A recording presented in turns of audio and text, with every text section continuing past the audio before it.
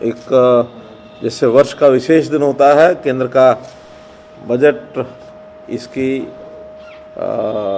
घोषणा की गई है। लोकसभा में बजट प्रस्तुत किया गया है और खुशी है इस बात की कि पिछला ये पूरा वर्ष जैसे कोविड का निकला है और जैसे पूरा अर्थतंत्र, पूरी जो आर्थिक गतिविधियाँ, उसके ऊपर एक बहुत बड़ी कठिनाई जो आई, उसके बावजूद भी इस वर्ष का ये जो बजट है बहुत संतुलित और बहुत लोकहित का ये बजट ये पेश किया गया है। आज हमारी वित्त मंत्री श्रीमती निर्मला सीतारमण जी ने जो बजट पेश किया है उसमें विशेष तौर पर शिक्षा, उसमें स्वास्थ्य, उसमें इंफ्रास्ट्रक्चर और उसमें जितने भी आवश्यक जितनी भी चीज़ें थी, सामाजिक सुरक्षा के नाते भी बहुत सी चीज़ों का ध्यान में रखा है ताकि सामान्य समाज को उसका लाभ हो। क्योंकि कोविड के कारण से देश भर में सरकारों के पास भी जो खर्च काफ़ी किया गया, इस नाते से उन्होंने उसमें भी बड़ी राशि जो उसमें उपलब्ध कराई है कि कोविड के नाते से उसका उनको लाभ हो जाए। जहाँ तक एक एक विषय की बात है, कृषि के लिए 75,000 करोड़ रुपए का इस बार MSP पर ज़्यादा इन्वेस्टमेंट होगा, इसका प्रावधान किया गया है। पशुपालन और डेयरी भी बहुत बड़ी राशि 40,000 करोड़ रुपए उसके लिए सुरक्षित रखे गए हैं। कपास के किसानों के लिए अलग से लगभग 25,500 करोड़ रुपया इसका प्रावधान ये किया गया है। और डिस्ट्रीब्यूशन सिस्टम है, जैसे एक देश एक राशन, इसके ऊपर विशेष फोकस रहेगा कि सारे देश में सब लोगों को जहाँ से भी राशन लेना चाहें वो उससे ले सकते हैं। अगर मैं शिक्षा की बात करूं तो इसमें हायर एजुकेशन के लिए एक अलग से कमीशन गठन करने का जो फैसला किया है, इससे मुझे लगता है कि जैसा विषय आता भी शिक्षा के ऊपर जो लोग पढ़े लिखे, शिक्षित और अनुभवी लोग हैं, उनके माध्यम से शिक्षा का प्रसार होना चाहिए और इससे राजनीति से ऊपर उठ करके और हम लोगों को ये शिक्षा के काम में काम करना चाहिए। तो हायर एजुकेशन कमीशन का जो गठन होगा ये इसके लिए बहुत सार्थक होगा। नेशनल रिसर्च फाउंडेशन के लिए 50,000 करोड़ रुपए की राशि रखी गई है और ये भी एक बड़ा एक कदम है। सामान्य शिक्षा में 758 एकलव्य स्कूल ये खोले जाएंगे और जिसमें विशेष उसके ऊपर फोकस रहेगा। 15,000 सरकारी स्कूल हैं, उनका स्तर बढ़ाया जाएगा, अर्थात हायर एजुकेशन की तरफ उनको और आगे ले जाने की बात ये रहेगी। स्वास्थ्य के नाते से जो पिछला बजट था उसका 137% ये बजट बढ़ाया गया है, तो अपने आप में बहुत बड़ी वृद्धि है। कोरोना वैक्सीन के लिए 35,000 करोड़ रुपए का ये बजट का प्रावधान किया गया है। ऐसे ही जो इंफ्रास्ट्रक्चर में परिवहन मंत्रालय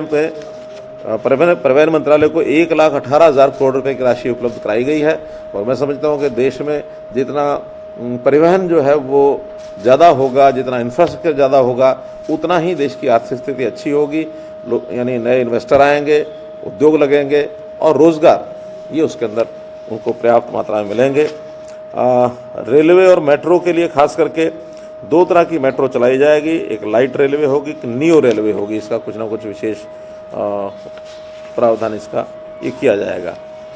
सामाजिक सुरक्षा में बीमा कंपनियों को और उनका जो निवेश है FDI को 74% का निवेश ये जो करने की छूट दी गई है, इसमें बीमा कंपनियां और ज़्यादा मजबूत होंगी और जो हमारे सामाजिक सुरक्षा के जितने पहलू हैं उसमें इसमें बल मिलेगा। जो 75 वर्ष से ऊपर की आयु के लोग हैं उनको आयकर रिटर्न भरने से छूट दे दी गई है कि वो कोई आयकर रिटर्न अब भरने की उनको ज़रूरत नहीं है अगर वो पेंशनर हैं। तो इस प्रकार से ये सब जो विषय किए गए हैं, इस समय समझता हूँ कि बहुत सी चीज़ें सस्ती होंगी, इसमें भी उसका प्रावधान किया गया है। खास करके तांबा है, स्टील है, चमड़े का सामान है, वो सस्ता होगा। श्रमिकों के लिए जो न्यूनतम वेतन, इसकी योजना ये लागू की जाएगी। तो इस प्रकार से एक संतुलित बजट, सोना, चांदी, लोहा, तांबा आदि ये सब सस्ते होंगे। जो विदेशों से आने वाली चीज़ें हैं उन पर ज़रूर थोड़ा बहुत अधिभार लगा करके उनको थोड़ा महंगा किया गया है, अर्थात make in India, made in India, इसका एक जिसको कहना चाहिए कि ध्यान रखा गया है कि अपने देश की वस्तुओं को ज़्यादा उसमें प्राथमिकता दी जाए। इस प्रकार से इसका लाभ मिलेगा। कुल मिलाकर के बहुत जिसको कहना चाहिए एक संतुलित बजट, एक कठिन समय में भी इस प्रकार का बजट प्रस्तुत किया जा सकता है। बहुत एक प्रकार से एक संतुष्टि का ये बजट है। सीएम साहब, लेकिन petrol diesel all time high है, उस पर जिस तरह से कृषि सेस लगाया गया है, तो आपको लगता है आम आदमी पे भार पड़ेगा? नहीं पड़ेगा, क्योंकि स्पष्ट कर दिया गया भी कृषि सेस जो लगेगा उतना ही एक्साइज ड्यूटी उस पर कम की जाएगी। तो एक्साइज ड्यूटी कम करके उसकी जगह पर वो कृषि सेस होगा, क्योंकि एक्साइज ड्यूटी जो होती है कॉमन पूल में चली जाती है। लेकिन ये जो पैसा सेस का होगा ये पूरे का पूरा कृषि क्षेत्र में लगेगा, तो इसलिए उसको केवल अकाउंटिंग के सिस्टम से कह सकते हैं हम, वरना आम आदमी पर इसका कोई असर नहीं पड़ेगा। सर, जो फार्मर्स को लेकर, कृषि को लेकर ये कहा गया है कि एमएसपी जो है 1.5 गुना बढ़ी है, इसको लेकर आप किस तरीके से देख रहे हो? ये भी कहा गया है कि आने वाले समय में जो है फार्मर्स को मजबूत करने के लिए हर कदम भारतीय जनता पार्टी उठाएगी। देखिए, जो किसानों की एक मांग थी कि कम 50% उस पर लागत मूल्य के ऊपर लाभ मिलना चाहिए, वो सुनिश्चित कर दिया गया है। एमएसपी जब भी लागू यानी जब भी घोषित की जाती है उसमें इस बात का ध्यान रखा जाता है कि लागत से 50% अवश्य बढ़ना चाहिए, यानी उससे ज़्यादा लाभ मिलना चाहिए। बहुत फसलों में तो 80-80, 90-90% तक भी लाभ मिल रहा है, इसलिए उसको सुनिश्चित किया है कि एमएसपी लगातार चालू रहेगी, लागू रहेगी। इंफ्रास्ट्रक्चर के लिए जो पैसा दिया जा रहा है उससे मंडियों को मजबूत किया जाएगा। ये खास करके जो सेस लगाया गया ये इंफ्रास्ट्रक्चर में ही ज़्यादा लगेगा, इसलिए मंडियों की जितनी भी व्यवस्थाएँ हैं वो मजबूत होंगी। और ख़ास करके जो आज इस समय किसानों के जो नेताओं ने इस प्रकार का जो एक संशय फैलाया है कि मंडियाँ जो हैं वो समाप्त होंगी, खास करके मैं हरियाणा और पंजाब की बात तो कह सकता हूं कि हमने अपने प्रदेशों में पहले से ही मंडियों को मजबूत रखा हुआ है, और ये सेस का अगर लाभ हमको मिलता है तो इससे और ज़्यादा मजबूती आएगी। सर, सरकारी कंपनियों के डिसइन्वेस्टमेंट को लेकर ऐसा लग रहा है कि सरकार और आगे बढ़ रही है, लेकिन विपक्ष का सवाल वही है कि फिर आप सारे सरकारी उपक्रमों को बेच रहे हैं। ऐसा नहीं है, बहुत से ऐसे सरकारी उपक्रम होते हैं जिसके अंदर कोई लाभ नहीं होता, घाटे के सौदे हो जाते हैं। और क्योंकि बहुत पहले जिन विचारों को लेकर के ये सरकारी कंपनियां बनाई गई होंगी उस समय उसका हेतु कोई और रहा होगा।